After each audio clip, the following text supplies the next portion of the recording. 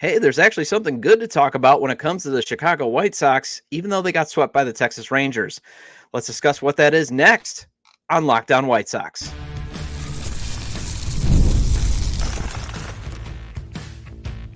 You are Locked On White Sox, your daily Chicago White Sox podcast. Part of the Locked On Podcast Network, your team every day. Hello, I'm your host, Todd Welter, a lifelong Sox fan and the site expert of Southside Showdown, part of the Fansided Network. You can check out my written content at SouthsideShowdown.com and also have covered Major League Baseball for outlets such as the Associated Press. And thanks for making Locked On White Sox your first listen every day. We are free and available wherever you get your podcasts and on YouTube, part of the Locked On Podcast Network, your team every day. And make sure to hit the like button on today's episode and subscribe to the YouTube channel at Locked On White Sox if you've not done so already. And if you can't catch the show on YouTube, follow or subscribe to the show on wherever you get your podcasts, as Locked On White Sox is available via audio on places such as Apple and Spotify. Well, the White Sox got a great start from Nick Nastrini in his return to the big leagues after his second demotion. I'll discuss his outstanding start, plus Andrew Benintendi is somehow a power hitter now after another home run yesterday. There is still this is still the White Sox, and that means you cannot be too positive. So let's discuss another legitimate reason to end the Lenyn Sosa experience. And finally, Nicky Lopez was reportedly put on waivers. I'll discuss the case you could make for him to be picked up by a contender, but that you and I should not expect him to be claimed. This episode is brought to you by Prize Picks, the easiest and most exciting way to play daily fantasy sports. Go to prizepicks.com/LockedOnMLB and use code all lowercase LockedOnMLB for a first deposit match up to $100. All right, I said it at the end of yesterday's show that I was going to try to talk about something positive regarding this team. You know, it's been nothing but a negative fest around this team, and that's what happens when the Sox have been swept 21 times and are now at, I believe, 103 losses, or no, actually 104 losses. That's the first time that has ever happened through 135 games. No team has ever reached that many losses at this point in the season. So it's hard to find a silver lining, especially when the team has won just 4 games since the All-Star break and 7 since July 1st. And before the Sox played the Texas Rangers in the finale of a 3-game series, I was thinking, before they played yesterday, I was thinking, man, this is going to be extremely hard to find something positive to discuss about the big league club. And I'm talking about the big league club specifically because, yeah, I could talk about the minors all day. I could, to find positives. There's Noah Schultz. There's Hagen Smith. There's a lot of great pitching prospects. That's where the hope is. And I'll get to that in just a second. But I wanted to talk about some positivity on the big league club. And I'm like, man, this is going to be very, very difficult. And then Nick Nastrini towed the mound. He replaced Kai Bush in the rotation after Bush struggled with his command. And thankfully, Nastrini found his command. And there's something positive to discuss. And hey, while the White Sox offense got shut down by the White Sox offense did get shut down by Rangers ace Nathan Eovaldi, Andrew Benintendi hit a home run to give the Sox their only run in the ninth. And that dinger is also something positive to discuss. So I got two positive things to talk about in White Sox world, because, hey, we can't always be negative Nancy's here. So I know it would be nice to be talking about about a victory, but hey, this is all I got for positivity. And I wanted to focus on some positives because, we can't always just be so negative during this entire terrible, gosh awful season. And as I said, I'm here to get you through this terrible, gosh awful season for you diehards that are still watching. And I'm also here for those that still occasionally check in, even though you've completely checked out on the team or you've become apathetic and you're just sitting there watching the countdown clock, hoping that Jerry Reinsdorf sells the team. So it might have been one start, but Nastrini finally looked like the effective pitcher seen during spring training, and one that has the stuff to be a big part of the starting rotation going forward. I mean, the guy does have very good stuff, but in his first 2 tours of duty with the Sox, the command was just such an issue. He did have that great start in his major league debut, but then after that, it was like, this guy cannot command his pitches, but he has tremendous off-speed stuff, and he's got, decent velocity on his fastball to be a very effective starting pitcher. And he looked nothing like the pitcher who struggled with his command during those 2 separate early auditions this season.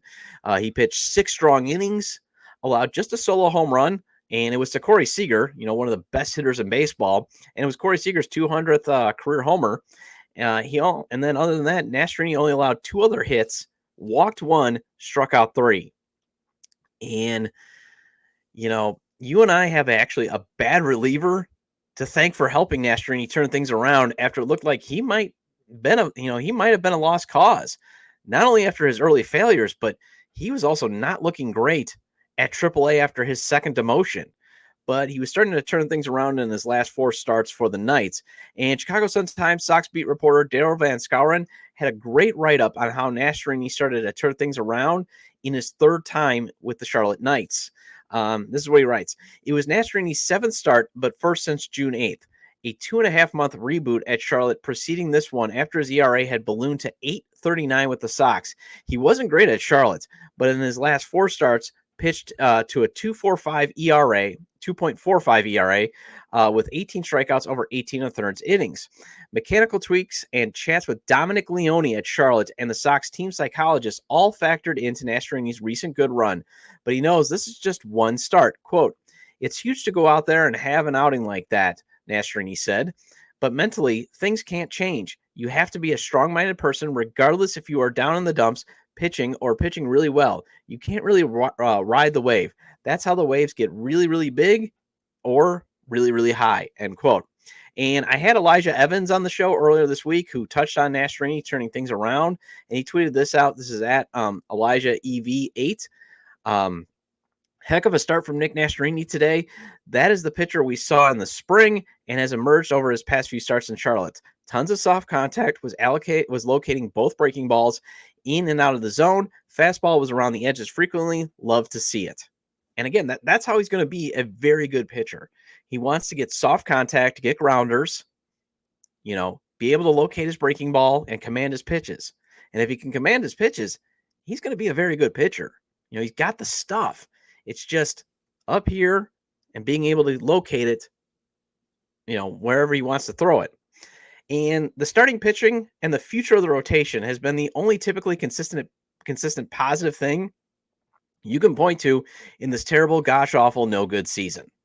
You got to feel very confident that the White Sox will have a good starting rotation for years to come, especially with Brian Bannister in charge of the team's pitching and his outstanding and very simple philosophy of develop good pitches and discover what those good pitches are that fit to the pitcher. And then guess what? Throw them a lot, and we're seeing that with Davis Martin.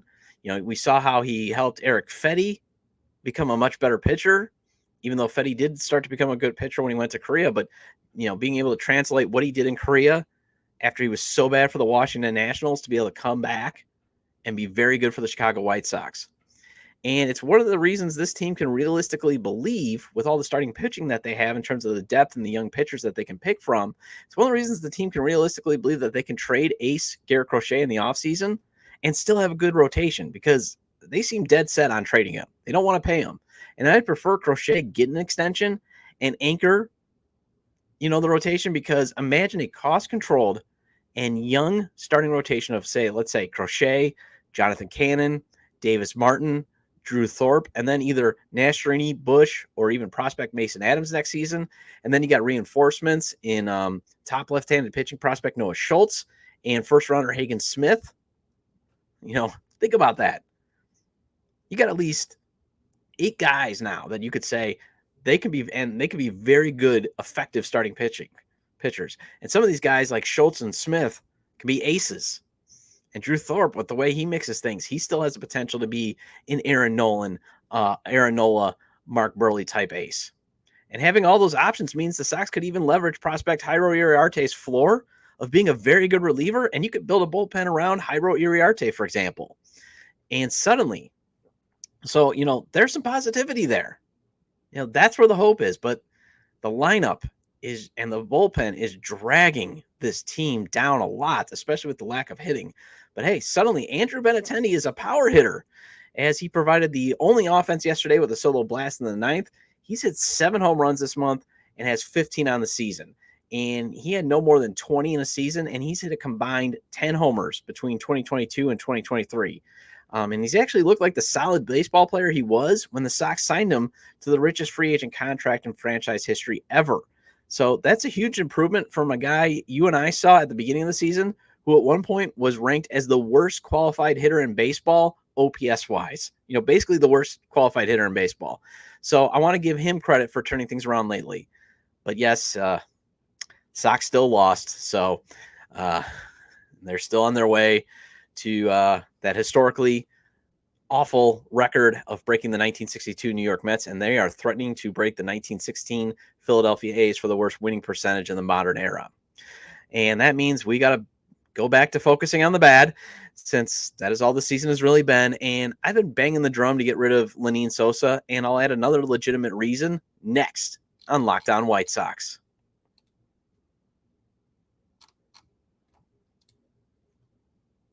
All right, I made a huge mistake at the happiest place on earth when I thought I packed my liquid IV. I went to hydrate up on the first day, checked the suitcase, and realized I didn't pack my liquid IV. End result, I got severely dehydrated on the first day of my vacation 2 weeks ago. Had I loaded up on liquid IV that day, I would have gotten hydrated with electrolytes, essential vitamins, and clinically tested nutrients from the #1 powdered hydration brand in America. Instead, I wasted a few hours at the first aid station when I could have hydrated up with the easy-to-use liquid IV and gone on some rides with my daughter. All you have to do with liquid IV is tear, pour, live more. One stick plus 16 ounces of water hydrates better than water alone. 3 times the electrolytes of leading sports drinks, 8 essential vitamins and nutrients. Blast off with the iconic summer flavor of Popsicle Firecracker, a festive blend of citrus-fueled lemon, lime, tart cherry, and raspberry flavors. No more thirsty summers when you indulge in hydration with Liquid IV. Get $20 off your first order of Liquid IV when you go to liquidiv.com and use code MLB at checkout. That's 20% off your first order when you shop Better Hydration today using code MLB at liquidiv.com.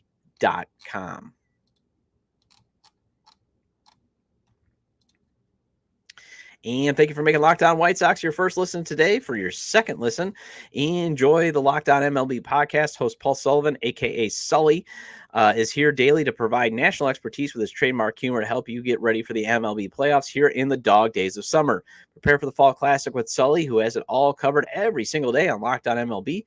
Available on YouTube or wherever you get your podcast. Part of the Locked On Podcast Network, your team every day. And the White Sox start a 3-game set with the New York Mets tonight. The first pitch is at 7:10 p.m. Central Standard Time. Catch every pitch of the White Sox hometown broadcast with SiriusXM on the SXM app. Search White Sox. And welcome back to Locked On White Sox. I am your host, Todd Welter. Make sure to hit that like button on today's episode and subscribe to the YouTube channel at Locked On White Sox if you've not done so already. And if you can't catch the show on YouTube, maybe you need to mow the lawn, go get the oil changed, you can follow or subscribe to the show on wherever you get your podcasts, as Locked On White Sox is available via audio on places such as Apple and Spotify. I've been told hopefully I have a very good voice to get you through mowing the lawn. I like to listen to podcasts when I'm cutting the grass. I do the Bear Down Chicago pod, either Sox Machine, again, and there's a lot of great White Sox podcasts. I just always ask that you make me your first listen. So, definitely I'm available to be listened to, and hopefully my soothed, dulcet tones can help you make your lawn mowing, your yard work, or, if you got to take a long road trip, just, even by yourself, hey, I can be your companion. All right. Hopefully someone loves you like Grady Sizemore loves to play Lenyn Sosa. May that be blessed on you, because Sosa has played in 16 of the 18 games Sizemore has managed. And I'm not sure what Sizemore sees in him, or whoever in the front office that's advising the interim manager on putting together the lineup card. I just don't see it. I don't get it, because he's a bad Major League Baseball player. He's just bad at the Major League Baseball level. And if it is the lack of not being able to hit at the big league level, that should be an indication that enough is enough. Then how about a new reason to stop this madness? This man lacks baseball instincts. And it has been on display the last 2 games. He had a brutal, especially in the field, stretch for these last 2 games. And I talked about his rough Wednesday night game where he made 2 terrible fielding plays that actually led to runs. And he made a terrible out in the 7th inning when he had a catcher's interference call on him. Popped the ball. I mean, he literally popped it straight up in the air. And instead of running to first, run to first. That's all you got to do. Just run to first. He just stood around, got in the way of the catcher, and the ball actually dropped because the catcher lost track. Because, I mean, that ball went up a country mile, drops, and if he ran to first, he's safe. Everybody's safe. The inning doesn't end. There's still a chance, but instead he just popped it up. I guess I'm out. And then there was another example of his terrible baseball instincts that was on display yesterday in the 7th inning. Now, it only allowed a base runner. It didn't turn out to be a run, but still, it's just another example of this guy has terrible baseball instincts. Josh Young hit a grounder, and Nicky Lopez, he's in prime position to field the ball and throw him out. Now, it would have been close because the ball kind of was rolling in that way where it's like, this is going to be a tough one. But Nicky is there to make the play. He's ready. He's got his glove down. He's going to make it. And instead, Sosa swoops in. And I don't know if he was thinking, hey, I'm going to make a web gem. I'm going to be on Sports Center, or I honestly don't know what he was thinking. But since he's coming in from second, his momentum is carrying him away from first base. And guess what? When he throws it, it's way off target because guess what? Forces of nature is forcing him away from his target. Now, Young didn't score, and Lowe was on second, and he was already digging quickly for third. So obviously there's no play there, and Lowe did eventually score on a separate ground out. But, so I guess you could say no harm, no foul, but it's the principle of the matter. It's the principle of you want to start holding guys accountable. And he's had 2 terrible games, 2 horrific games, especially offensively or defensively, that has added either extra outs in the first game and literally added extra runs. Sosa makes those 2 defensive plays yesterday. White Langford hits a solo home run, not a 3-run home run. And guess what? Maybe the Sox have a chance to actually pull off a rare win. Instead, doesn't happen. And this is a player who has no value. He doesn't. The numbers say it. He's .08 F4 and a 50 WRC plus. And I had a guy arguing with me on Twitter about why Sosa should be playing. And I was like, seriously? You're going to die on that hill? You're talking about a guy that has played in 139 career games over parts of 3 seasons, and he's in minus 1.8 F4 and a 45 WRC plus. And this person on Twitter was trying to tell me because he asked, well, who could Sizemore play? And I was like, well, Baldwin, although I forgot that he did have the sore arm, but still, Jacob Amaya. And I panned the move that he's on the 26-man roster over Brian Ramos. But Jacob Amaya, you brought him in. He's still sitting on the bench. He's buried somewhere. I don't even know if he was at the ballpark. But you could have played him because, Sosa has no value. And the person that was arguing with me was like, well, he had a 5-game hitting streak. That's why he's playing. Okay. Still not a value player. And he had an 8-game hitting streak during his second tour of duty this season, and he still eventually got demoted. Why? Because even during those hitting streaks, he does not drive the ball. He has 4 homers and 9 doubles on the season. That was a big reason why he got demoted the second time this season. He's already been demoted twice. The only possible value I see in him playing right now is against lefties, where he's hitting 250. He's hitting 205 against righties, and he provides no slug against either side of the pitching. His poor instincts in the field are literally contributing to defeats. I mean, think about it. The guy's instincts are so bad that he forgot about the throw from the catcher on Wednesday night. Chucky Robinson hit him square in the nose because Sosa's not even paying attention out there. You should kind of know that, looks like the guys, the batter's starting to get close to the batter's box. I've been doing this for a while. Typically around this point, there's going to be somebody in the batter's box and the catcher's going to throw it down to me. So I should be ready. Instead, not paying attention. Boom, right on the nose. He becomes a meme for this season. And he's a -5 defensive run saved at second and at third. And he's 0 outs above average playing second and -3 at third. There's just no value on it for him. And again, I may be not happy that Amaya is on the 26-man roster over Brian Ramos, but hey, he is on the roster. And he only has 5 career big league games, so he's technically still a blank slate. He's a blank canvas. So why not give him a shot to see if he can be better than Sosa? And Van Scouren reported Brooks Baldwin is wearing a brace on his right hand with soreness, so that means Sizemore gets to play Lenyn, probably some more. Yay. But hey, I guess every manager has their favorite bad player. Tony La Russa had Larry Garcia.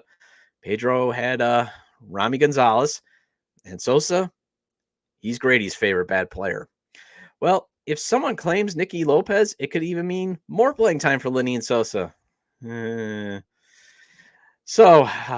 because the Sox put Nicky from Naperville on waivers, and I'll discuss if there's a case for a contender to pick him up next on Locked On White Sox.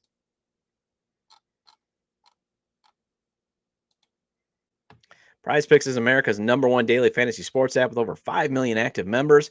PrizePicks is the easiest and most exciting way to play daily fantasy sports, and unlike other apps, on PrizePicks it's just you against the numbers. All you have to do is pick more or less on 2 to 6 player stat projections and watch those winnings roll in. Get in on the daily action with your friends and become part of the PrizePicks community today.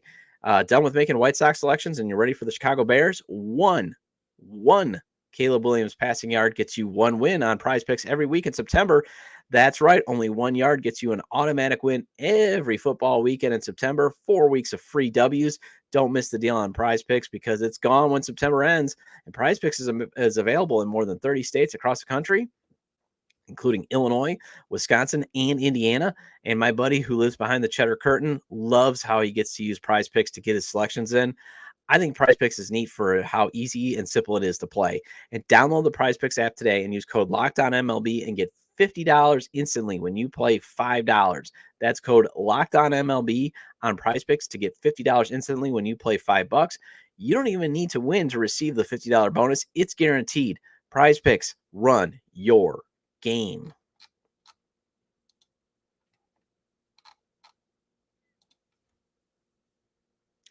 And the White Sox start a 3-game set with the New York Mets tonight. The first pitch is at 7:10 p.m. Central Standard Time. Catch every pitch of the White Sox hometown broadcast with SiriusXM on the SXM app. Search White Sox. And welcome back into Locked On White Sox. I am your host, Todd Welter. Shout out to all my everydayers who've been, sticking with me this far. I hope you're growing. The YouTube community is growing. We just passed over 1,800 subscribers, so that's awesome, even in this terrible season. I hope, again, I'm filling that void of, well, not the void, but I hope I'm that daily help to get you through this terrible season, whether I'm reinforcing what you're thinking, whether I'm challenging what you're thinking. That's my goal, and maybe entertain. I also get you some information. I'm going to have Ozzie Guillen Jr. on the show next Tuesday to talk about his reaction to Pedro Grifol being fired. This is kind of how our schedules are going to match up. But, he had some great insights. And I know his dad, Ozzie, the legend, once said, like, what does it say about me when the Sox picked him or picked Pedro over him? So I want to get, kind of the family's insights to Pedro Grifol getting fired, even though it's been 18 games. Also planning on having B-Flow from the 108 in 2 weeks later. So, again, that's my goal. Reinforce you, challenge you, provide you interesting insights, get you some information, be here for you through this terrible, miserable season. And if you've checked out, use me sometimes to check back in just to kind of see how things are going. And I'll tell you, not well. All right, Nicky Lopez has been reportedly put on waivers, but it's that loophole waivers, so he's not been designated for assignment. It's just that loophole waivers where he can still play for the Sox. So not DFA'd like John Brebbia was, and John Brebbia was officially released yesterday. And yes, I will dance on that grave for how bad he was and the fact that he still made $5.5 million this year. But this is the waivers where teams can put veteran players on with the hope of a contending team or even a bad team thinking maybe this player could help in the future. They can claim a player, and that claiming team takes on the remaining salary. And the Cardinals even put Tommy Pham on this type of waivers reportedly. So the best way to explain it, it's basically the salary dump of waivers. The Angels did this last year with Lucas Giolito. After they acquired him from the Sox in a trade, the Angels then quickly fell out of contention. So They waived him. The Guardians picked him up. And all I got was they didn't have to pay Giolito any more money. Although I would not expect Nicky to be claimed, much like Mike Clevenger was put on this type of waivers last year, and he was not claimed. But unlike Clevenger, Lopez is a decent human being. So it would not be character as the reason he's not claimed. Instead, it'll be because of production. But I want to give a 360 view here. And let's start with the case of, why a contender should claim Nicky Lopez. First of all, he's probably on this waivers as the front office is hoping to get that remainder of his $4.3 million salary off their books. Plus, they would not have to tender him a contract with a raise for his last year of salary arbitration in the offseason. And since it's the end of August, a claiming team only has to pay one more month of his deal. So it's probably just 2 more game checks, and it's probably not going to be that crazy of a price. So at least financially, it kind of makes sense. But a contender will get a left-handed bat off the bench. He's got a good glove, and he's got good speed on the base paths. And then, hey, if a team is like, you know what, I don't want to pay this guy like, say, $5-6 million to be my utility player next year, just non-tender him in the offseason. But he might not be a bad utility player with what he can offer, but he's not a valuable player either. And he's, he's an okay player. He's a replacement level player. That's the issue. His value numbers are minimal. He's got a 0.6 FWAR and a 73 WRC plus, and he has no power. He's got 0 home runs this season and 6 in his career. And he's hitting .235 with a .306 on base percentage. Now, to the Sox, that's actually valuable since, sadly, that average is 3rd on the team and the OBP is 2nd. That's how bad things have been for this offense. And a contender might say, you know what, that's not worth picking up any remainder of his deal, especially when those teams might be able to find better production in their minor leagues. You're talking about a guy who ideally is really just a utility player. But to the Sox, how talent efficient they are, he's your starting shortstop.